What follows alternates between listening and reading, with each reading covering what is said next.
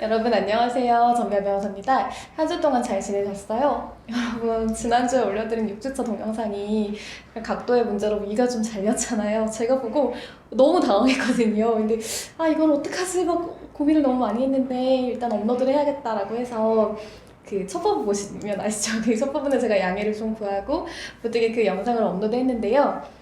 그러면서 이제 제가 그 다른 수업들도 좀 이제 업로드를 했는데 문제가 제가 예전에 회의실에서 했더니 자꾸 화면이 빛이 반사되더라고요. 그래서 심지어 다른 수업들은 다 되게 빨갛게 나왔어요. 너무 당황해가지고 이거 어떡하지, 업로드를 어떻게 해야 되지 막 고민하다가 화면을 지워볼까 막 진짜 고민 많이 했는데 중요한 건 내용이지 않겠나 막 이렇게 생각하면서 결국 화면을 지우진 않았거든요. 그래서 제가 오늘은 저희 사무실에 다른 회의실로 한번 장소를 옮겨서 최대한 빛 반사가 없는 곳에서 한번 촬영을 해보려고 해요. 어떠실지 모르겠네요. 여러분, 저희 새로운 회의실입니다. 네. 자, 그러면 오늘 7주차 한번 진행을 해볼게요. 그리고 여러분, 다음 주가 시험 기간이잖아요. 물론 이제 이 과목에 관한 것들은 제가 다시 공지를 올려드릴 거고요. 그래서 그 시험 기간 동안에 한 주 동안은 당연히 수업이 진행되지 않고요. 그리고 그 다음 주차부터 다시 수업 진행되니까 이 점은 좀 기억하시면 좋겠습니다. 또 궁금하신 거 있으시면 저한테 연락 주시고요. 그러면 오늘 8주차 한번 시작해 보겠습니다. 8주차가 아니죠. 7주차네요, 여러분. 큰일 날 뻔했네요. 네, 오늘 7주차예요. 자, 보실게요. 자, 우리 새로운 사건 한번 볼 거예요. 임금체불 사건인데요. 사실은 외국인, 특히 이주민분들에게 가장 큰 문제 중에 하나가 일자리 관련된 것이고요. 임금체불이 정말 심해요. 그리고 또 근로 현장에서 굉장히 많은 어려움을 겪고 계시거든요. 그런 사례들을 나중에 조금 더 살펴볼 건데 오늘은 그 중에 가장 첫 번째 임금체불을 볼 거거든요. 우리가 어쨌든 이제 이주해서 여러 가지 일들을 할 때 생활을 위해서 돈이 굉장히 많이 필요하잖아요. 근데 이제 이분들이 막상 오셔가지고 열심히 근로를 하는데 임금을 지급하지 않는 겁니다. 그리고 또 한국어가 이제 익숙하지 않다라는 이유로 여러 가지 좀 부당한 대우를 받으시는 경우들이 있거든요. 그래서 그럴 때 우리가 어떻게 소송을 진행해야 될 것인가에 문제가 있어요. 그래서 이것들 사례를 한번 살펴보면서 제가 진행을 하려고 하고요. 여러분과 이제 대면해가지고 실제로 진행을 하게 되면 현재 진행되는 사안들을 좀 위주로 해서 할 수가 있는데 지금은 일단 우리가 온라인이고 그 다음에 모든 자료가 다 온라인으로 제공이 되는 상황이잖아요. 물론 제가 대면해서 진행한다고 해도 모든 자료는 다 지우거든요. 인적사항 같은 것들 특정되지 않도록. 근데 이 사건의 경우에도 이제 마찬가지로 제가 제공을 할 텐데요. 지난번처럼. 그렇지만 어쨌든 이게 외부로 반출되는 우리 내부에서 볼 수 있는 게 아니다 보니까 좀 조심스러운 면이 있어가지고요. 제가 다른 수업 때도 그랬지만 이 수업도 이제 예전 자료들을 마찬가지로 가지고 진행을 하도록 하겠습니다. 그래서 자료를 보면은 날짜가 이제 예전 거예요. 그래서 우리가 임금 소멸시효 3년 경과된 거거든요. 그러니까 그 부분은 그냥 경과되지 않았다라고 생각하고 이제 날짜만 좀 변경해가지고 쓰셔도 되고요. 아니면 그냥 우리가 전제할게요. 이게 이 소송에서는 임금 원래는 소멸시효가 3년이지만 이 사안에서 경과되지 않았다라고 그냥 우리가 전제하고 그렇게 진행하는 걸로 하겠습니다. 자, 이 사건의 경위 먼저 한번 볼게요. 피고의 임금체불 청구가 있었어요. 그러니까 이제 뭐였냐면 피고가요. 이건 독특하게 회사가 원고예요. 어떤 건지 볼게요. 피고가 근로자예요. 잘 보시면 돼요. 그런데 원고가 공제한 금원, 그러니까 전에 우리가 사건 봤을 때요. 어땠어요? 이분이 이제 임금 관련된 부분, 전에 사건이 아니고요. 이제 이분 사건을 처음 다루는 건데 이 사건에서 피고가요. 그러니까 회사가 원고한테 임금을 줘요. 근데 주면서 뭐 기숙사비라든지 숙식비라든지 이런 거 하면서 다 공제를 하고 돈을 주거든요. 근데 그게 굉장히 부당한 금액이었던 거예요. 그걸 돌려달라고 이제 청구를 했어요. 그러면서 이럴 때는 보통 어떻게 하냐면요. 임금체불의 경우에는 관할 노동청에 진정을 제기하거든요. 임금체불에 관해서 지급해달라라고 진정을 제기해요. 그래서 원고, 그러니까 회사거든요. 회사가 가입한 보증보험회사에서 보험금 청구를 하는 거죠. 보증보험에서 임금체불 관련해가지고 보험을 가입을 하거든요. 그랬더니 보증보험회사에서 그 원고인 회사한테 정말 이런 사실이 있냐, 당신들 진짜 임금체불 했냐 라고 사실 확인을 요청을 했어요. 그랬더니 원고가 자기는 그런 사실이 없다라고 주장을 하면서 그 채무가 부존재한다. 여러분 민사소송에서 배우셨죠? 채무 부존재 확인소송에 관해 배우셨을 거예요. 이거 뭐예요? 확인소송의 일종이고 나에게 채무가 없으니까 이것을 확인해달라라는 취지잖아요. 그런 거예요. 그래서 다른 근로자의 근로 조건 보면 원고하고 동일한 조건, 그러니까 오늘 발음이 자꾸 요즘에 제가 말이 빨라서 그래요. 조금만 천천히 할게요. 원고하고 동일한 조건으로, 즉 숙박비를 공제하는 것, 숙식비를 공제하는 조건으로 근무하고 있다. 다른 근로자도 모두 동일한데 피고만 왜 원고, 즉 회사에게 이런 주장을 하냐 라고 하면서 이제 다투고 있는 부분이고, 그리고 또 회사 같은 경우는 이 숙식비가 굉장히 정당하다 라고 주장했던 사안이었어요. 자, 그런데 정말 그게 사실인지 한번 볼게요. 원고가 채무 부정정 확인 소를 제기하면서 쟁점은요, 임금 체불 사실의 존부였어요. 자, 제가 아까 앞서 말씀드렸지만 여기서 제외되는 쟁점 하나 있어요. 소멸시효. 완성되지 않았다라고 가정하고 우리가 진행을 해볼게요. 사건의 배경은요, 피고는, 즉 근로자는 2014년 4월 9일부터 2014년 9월 16일까지 원고 소유의 이제 A 농장에서 근무를 해요. 그런데 이 월 급여는 당시에 117만 7,470원이었고요. 수습 기간에는요, 105만 9,714원이었던 거예요. 그리고 이제 회사가, 즉 원고가 숙박시설을 제공을 해요. 그래서 월 25만 원을 근로자 부담으로 하고요. 여기에서 이제 식사는 제공하지 않는다라고 단서를 달았어요. 그리고 근로자가 2014년 9월 16일날 퇴직을 하는데요. 사용자는 근무기간의 총 급여에서요, 이 기숙사비를 공제를 해버리거든요. 그래서 월 25만원 곱하기 5개월 플러스 8일이 더 있었어요. 그럴 때 131만 6,667원을 공제한 거예요. 그러니까 우리가 딱 생각을 할 때 25만원? 괜찮은 거 아니야? 라고 생각할 수 있잖아요. 근데 여러분, 제가 사진 보여드릴 건데요. 이 현황을 보시면 굉장히 놀랄 거예요. 정말 괜찮을까요? 한번 볼게요. 자, 그 전에 앞서서 우리가 살펴볼 게 하나 있어요. 외국인 근로자 고용 허가서거든요. 자, 여기 지금 4페이지 보고 계시죠, 여러분? 4페이지에 보면은 고용 허가서가 쭉 나오고요. 이제 제가 이거 다 지우고 AA 뭐 이렇게 쓴 거는 특정하지 않으려고 그렇게 쓴 거예요. 여기 네모 박스 한번 볼게요. 근로계약 기간, 고용 허가 기간이 일단 나와요. 그리고 신규는 36개월 이런 식으로 나오고요. 그 다음에 밑에 보시면 근로 조건이 나오거든요. 그러니까 원래 이제 고용 허가서에는 이런 것들이 나와야 돼요. 그래서 근로 조건, 즉 근로 시간 몇 시부터 몇 시까지인지 보니까 여기는 아무래도 이제 아침 새벽 일찍부터 시작을 하거든요. 그래서 7시부터 16시까지인 거예요. 그리고 수습기간은요 3개월을 둬요. 그리고 여기 보시면 수습기간 임금이 얼마인지 나오잖아요. 보이죠? 그리고 월 통상임금도 이렇게 나오고요. 이런 부분들을 전부 작성을 해야만 해요. 작성된 것들이 나오고요.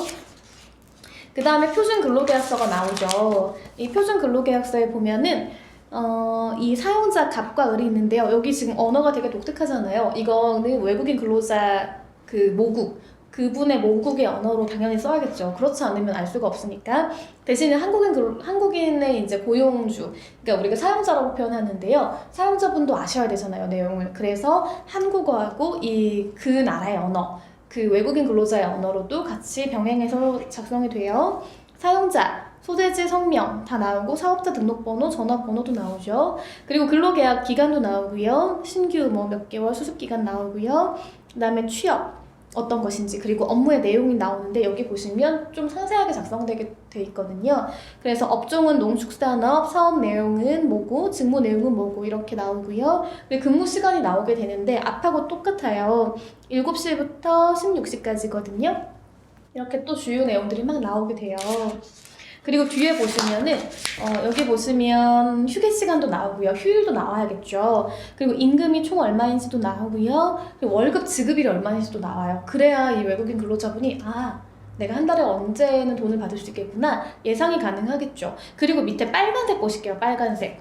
보시면 숙식 제공이 나오잖아요. 이게 왜 그러냐면은 외국인 근로자분들께서 이제 이주민분들이 오셔가지고 우리나라에 왔을 때 숙식이 제공되는지 여부도 굉장히 중요해요. 이분들이 실제로 안 그런다면, 제공이 안 된다면 다른 곳들을 또 알아봐야 되는 문제들이 있잖아요. 그래서 숙식 제공된다면 얼마인지, 어떤 형태인지가 명확하게 나와야 되거든요. 여기 보시면 숙박시설 제공 여부, 제공이라고 되어 있고요. 식사 제공 여부에는 미제공이라고 체크가 되어 있죠. 자, 넘어가 볼게요.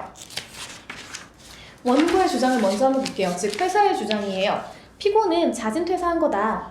자기가 나가고 싶어서 나간 건데 무슨 부당해고냐 라고 얘기를 하고 있어요. 그리고 자기는 임금 체불한 사실이 없다 라고 주장을 하고 있거든요.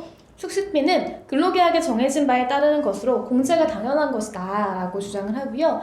본인은 정당한 숙소를 제공했다라고 하고 있어요. 매월 월급을 지급을 하면서 그 자리에서 25만 원을 세워서 숙박비조로 가져간 것이다. 그러니까 내가 이제 월급 지급하는데 상대방이 이제 근로자가 무슨 소리냐, 나는 숙식비 내야 되지 않아요? 라고 하면서 25만 원을 세가지고 줬다는 거예요. 그게 무슨 갈취야, 정당한 거지 라고 주장하고 있는 거예요. 자, 이에 반해서 근로자는 어떨까요? 근로자는 일단은 먼저 부당해고가 존재한다 라고 주장을 했어요. 원고의 외국인 근로자 고용 허가서를 보면요, 피고의 근로계약 기간은 36개월인 거예요. 그런데 이분이 2014년 9월 17일 언제일까요? 그러니까 그만뒀다고 이제 회사가 주장하는 그 다음 날이에요. 아침 7시에 근로자가 일을 하려고 했어요. 근데 사무자가 당신 오지 마 라고 하는 거예요. 그래서 20일까지 이 상태가 계속 지속이 됐어요. 이분이 17일부터 20일까지 저 일할 거예요 라고 했지만 뭔 소리야, 일하지 마, 너 이제 그만둔 거야 라고 얘기하셨다는 거예요. 그리고 피고의 입국 목적이나 삶의 현황 등을 고려해 볼 때 이분이 자의로 일자리를 그만두는 것은 굉장히 어려운 일이었어요. 이분이 여기서 일하려고 입국하신 거거든요. 근데 갑자기 나 마음에 안 드니까 일 안 해 라고 하기 어렵다는 거예요. 그리고 2014년 9월 17일에 이 사장님이 어떻게 하셨냐면, 미등록 근로자 있잖아요. 즉 불법 체류자라고 우리가 말하는 불법 체류자 2명을 데리고 와서 근로를 제공하게 했다라는 거예요. 그러니까 문제가 있었다라는 거죠. 그리고 두 번째, 정당한 숙식비의 공제가 아니다 라는 부분을 주장을 했어요. 왜냐면 일단 먼저 숙식비를요 25만 원으로 협의한 바가 없어요.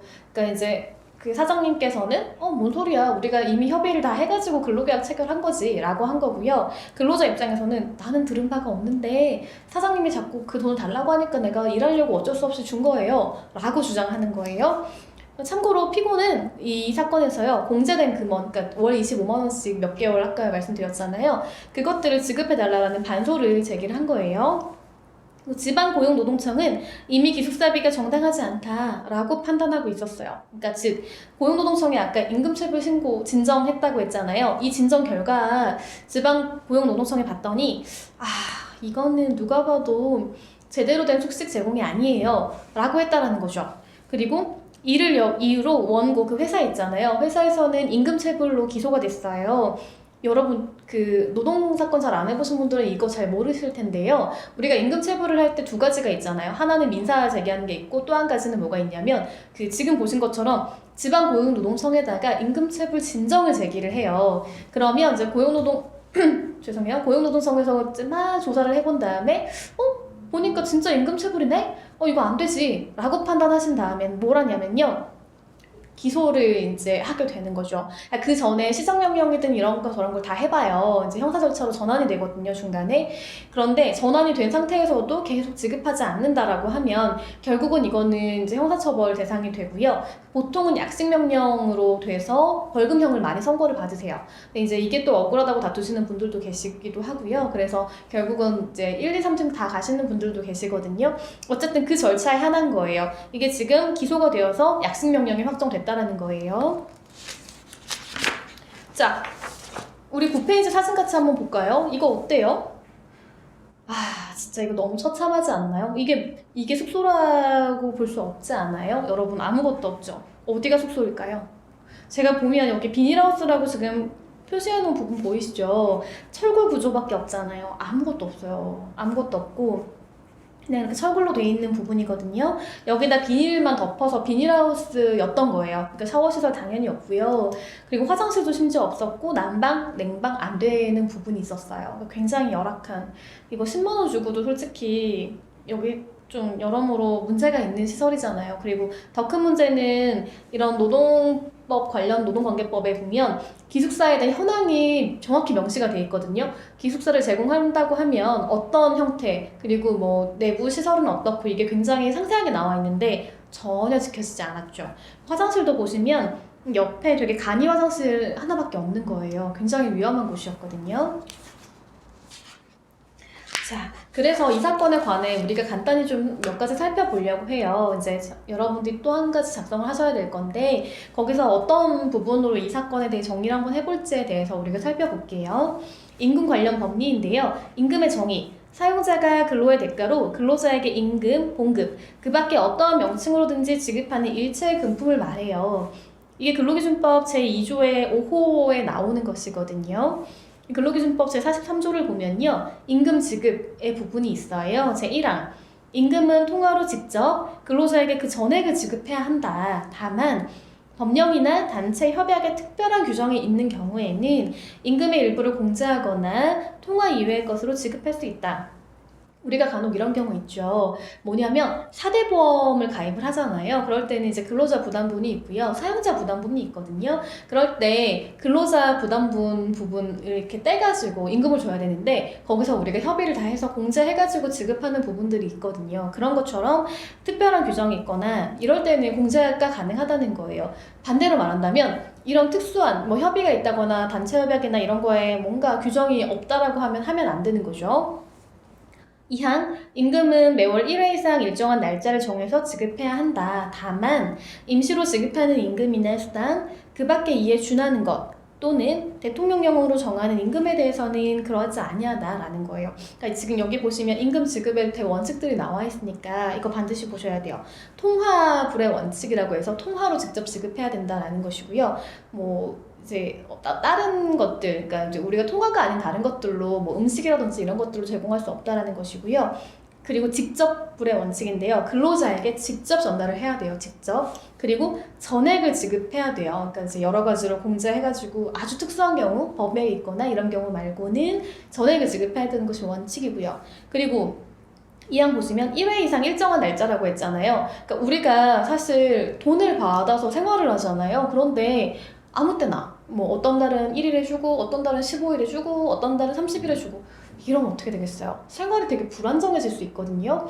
그렇기 때문에 1회 이상 정기적으로 매월 그렇게 지급하도록 되어 있어요. 자, 그리고 임금 관련된 법리에 대해 우리가 좀 간단히 살펴보려고 해요. 임금은 원래 지급해야 되잖아요, 당연히. 근데 지급하지 않았을 때 사용자가 어떠한 제재를 받을까 이런 것들 한번 같이 살펴볼게요. 임금 미지급 책임이 있어요. 제43조 위반, 즉 근로자에게 직접 지급하지 않는 경우, 전액을 지급하지 않는 경우, 월 1회 이상 일정한 날짜에 지급하지 않는 경우, 통화로 지급하지 않는 경우 이런 부분들에 있을 때는요. 제109조에 벌칙 규정이 있는데요. 3년 이하의 징역 또는 3천만 원 이하의 벌금이에요. 생각보다 조금 센 편이죠.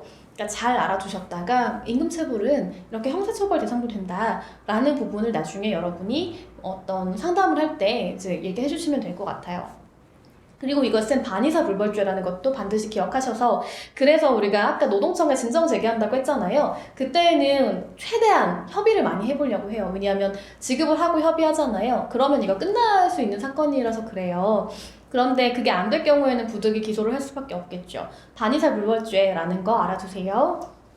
구제 방법은 행정적 구제가 있고요. 그다음 사법적 구제가 있어요. 아까 말씀드린 것처럼 뭐냐면 첫 번째 행정적 구제는요. 관할 고용노동지방청이 있어요. 다 그럴 때 임금체불에 대한 진정을 제기하는 거예요. 그러면 이 근로감독관님들이 다 확인을 하신 다음에 아 진짜 임금체불이네라고 하면 체불금품 확인원이라는 게 있어요. 요거를 이제 우리가 받을 수 있게 되거든요.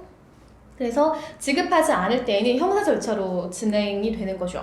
전환이 돼서 기소가 되고 이제 또 벌금형 보통 선고를 받을 수 있다. 이거 알아두시면 되고요. 사법적 구제의 경우에는요. 임금 청구의 소가 있어요. 그래서 임금을 우리가 청구할 수 있는 그런 부분들이 있다라고 알아두시면 좋겠어요.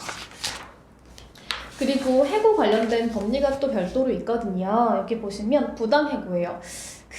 제가 이제 요즘에 여러 가지로 이 말씀을 많이 드리고 있는데 최근에 가장 문제가 되는 게 부당해고거든요. 물론 이슈가 굉장히 많아요. 노동사건에서도. 그런데 이제 코로나 때문에 많이 어려워졌잖아요. 그러다 보니까 기업들이 더 이상 버틸 힘이 없다라고 얘기하시는 분들이 많거든요.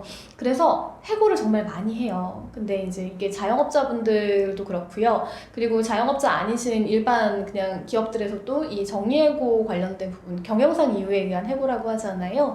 그런 부분들을 어떻게 해야 되느냐에 관한 좀 문의들이 있고 근로자들 입장에서는 내가 너무 지금 일을 해야 되는 상황인데 이렇게 해고를 갑자기 당해버렸다. 이게 어떻게 될 것인가 이런 부분들 그리고 또 해고 절차에 관한 문제들 굉장히 많이 다투고 있거든요.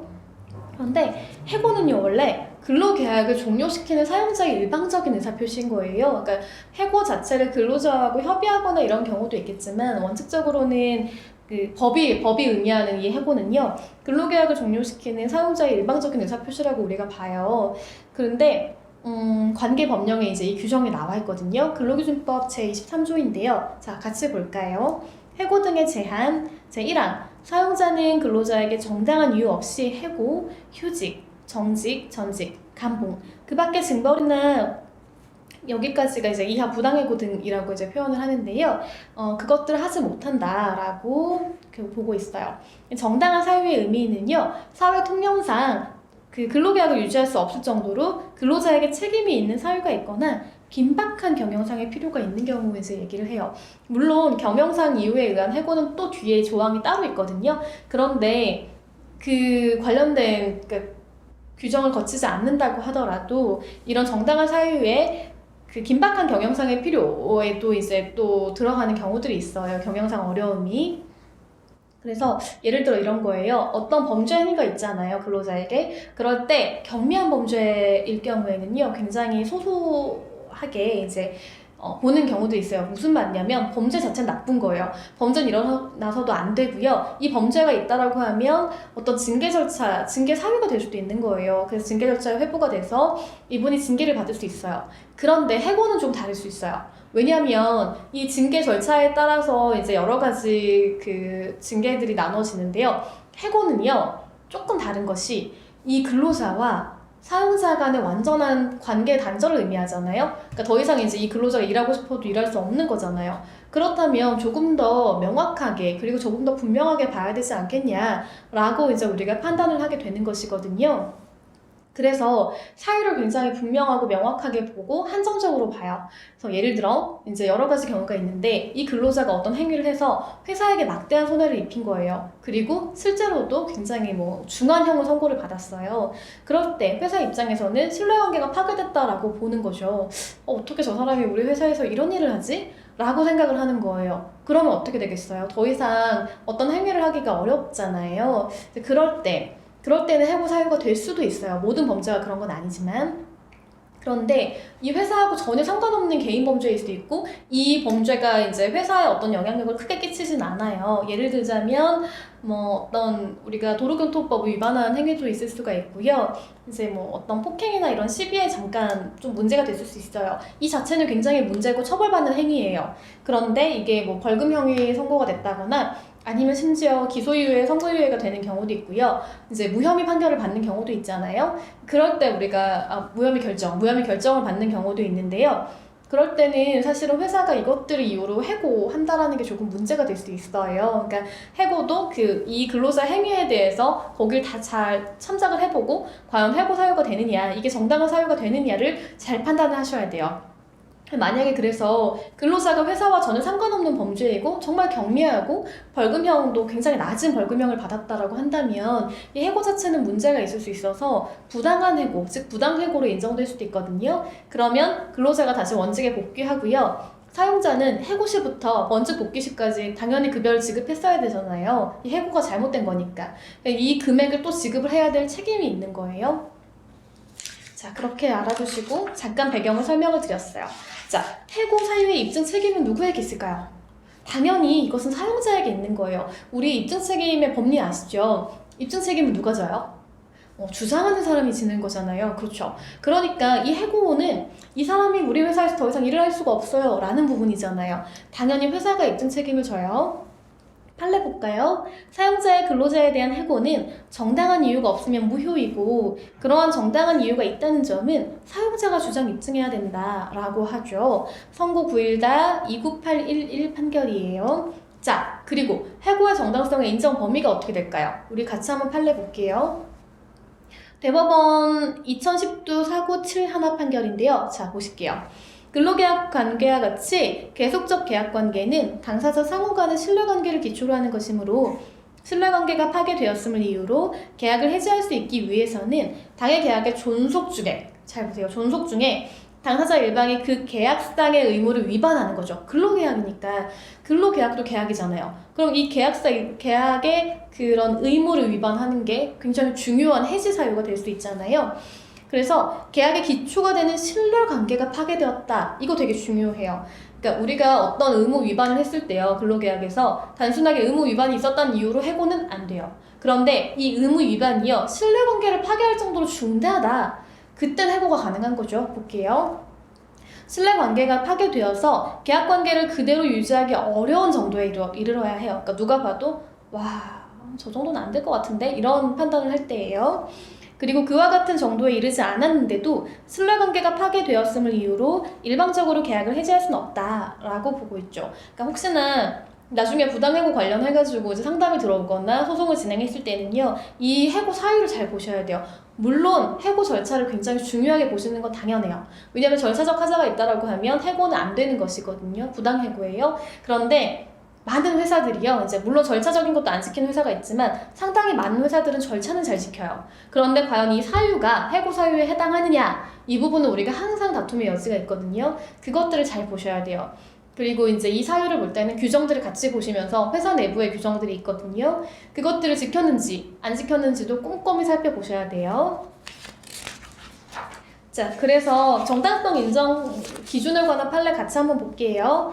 해고 처분은 사회 통념상 고용관계를 계속할 수 없을 정도로 근로자에게 책임 있는 사유가 있는 경우에 행해줘야 그 정당성이 인정되는 거예요. 그러니까 단순하게 난 제가 좀 마음에 안 들어. 저런 행동을 했는데 내가 어떻게 우리 회사에서 같이 얼굴을 마주하면서 일을 할 수가 있지? 용납 못하겠어. 그러니까 이게 개인적인 감정이잖아요, 이거는. 그래서 이런 개인적인 기분 나쁨과 감정이 있다고 해서 혹은 저 사람이 정말 잘못된 행위가 있다고 해서 곧바로 해고할 수 있을 것인가? 아니라는 거예요.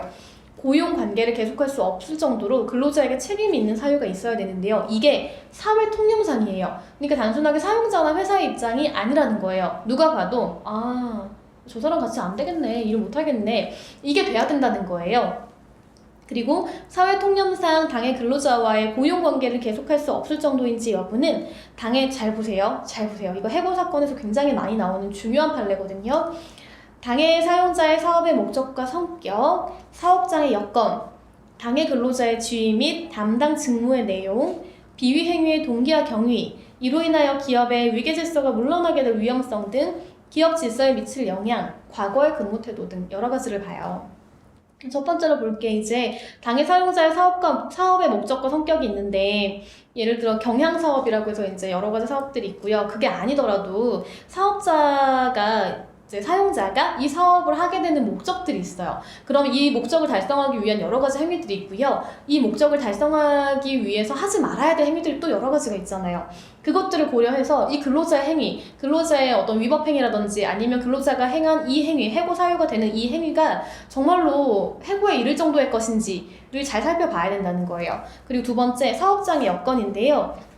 이 사업장에서 이 근로자 행위를 감당할 수 있는 여력이 있는지도 좀 보셔야 되는 거예요. 그리고 당해 근로자의 지위나 담당 직무의 내용도 보셔야 되는데요. 그러니까 경우에 따라 조금 다른 부분들이 있어요. 이 근로자의 책임이라든지 혹은 지식이라든지 기존에 이 근로자가 쌓아왔던 어떤 경력을 볼 때 이것들을 용납할 수 있을 것인가도 본다는 거예요. 그리고 직무의 내용을 볼 때 예를 들어 이제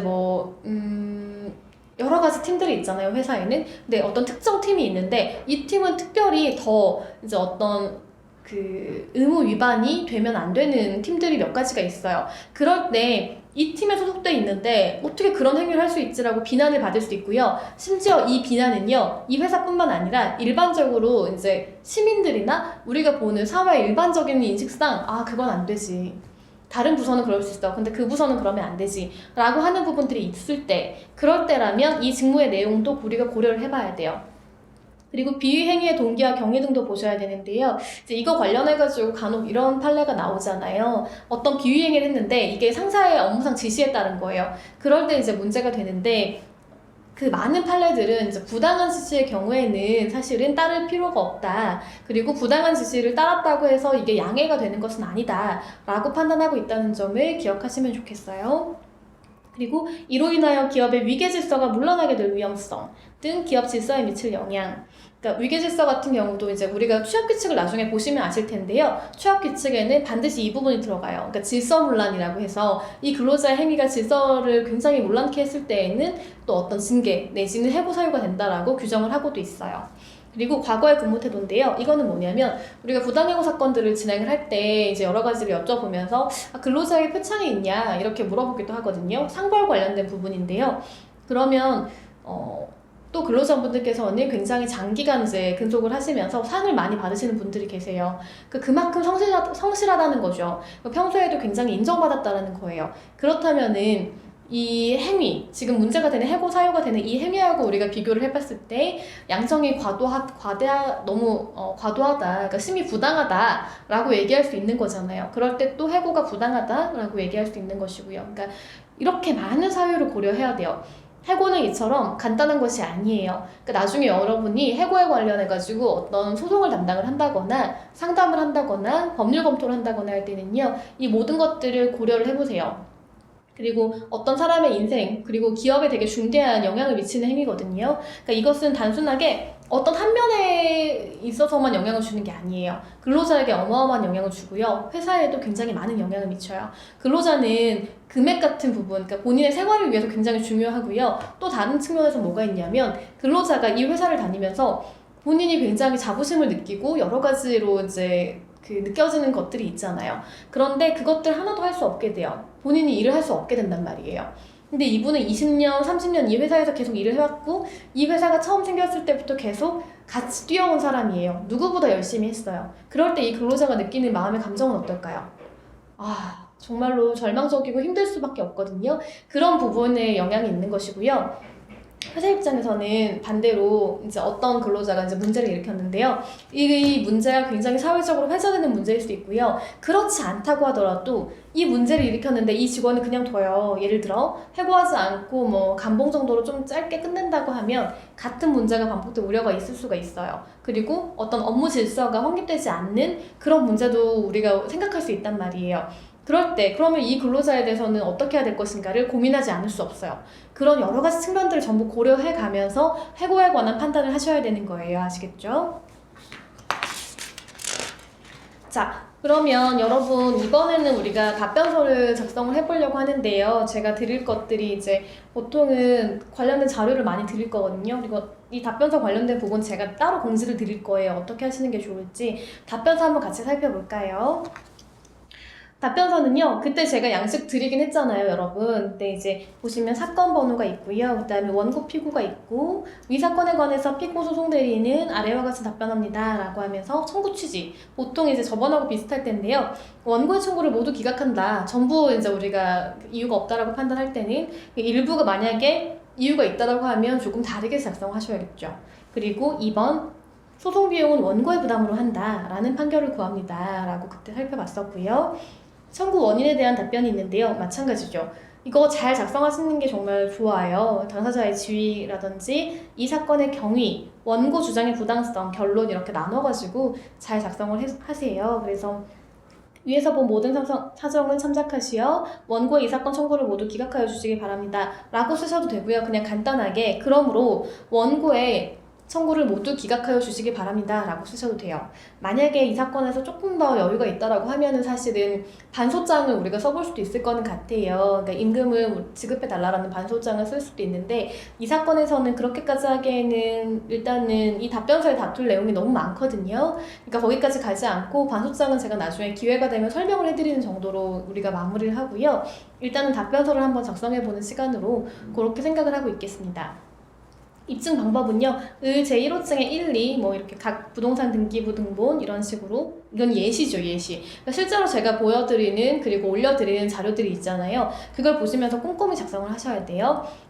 제가 지난번에도 한번 말씀을 드리긴 했는데 뒤에 증거가 쫙 붙어 있고 입증 방법의 증거를 쫙 쓰잖아요. 그렇다고 하더라도 본문에 안 쓰시면 안 돼요. 그거를 하나하나 찾아서 하는 거는요, 그냥 본인 소송하시는 분들, 그러니까 변호사나 대리인이 없는 분들이 보통 그렇게 하시는 거고요. 우리는 변호사기 때문에 우리가 주장하는 바를 입증할 수 있는 증거가 뭐냐? 지난 시간에 증거했잖아요. 그 입증할 수 있는 증거에 관한 걸 분명히 명확하게 써주셔야 돼요. 여러분 그 부분 잊지 말고 꼼꼼히 확인하셔가지고 작성하시면 좋겠어요. 그러니까 이게 길 필요는 없어요.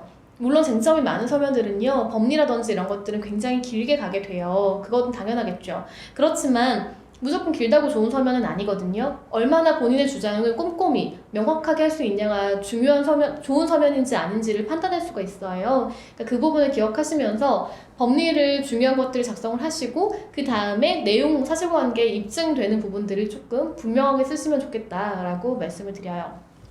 자, 여러분 이제 다음 주는 시험 기간이니까요. 우리가 한 주 쉬고요.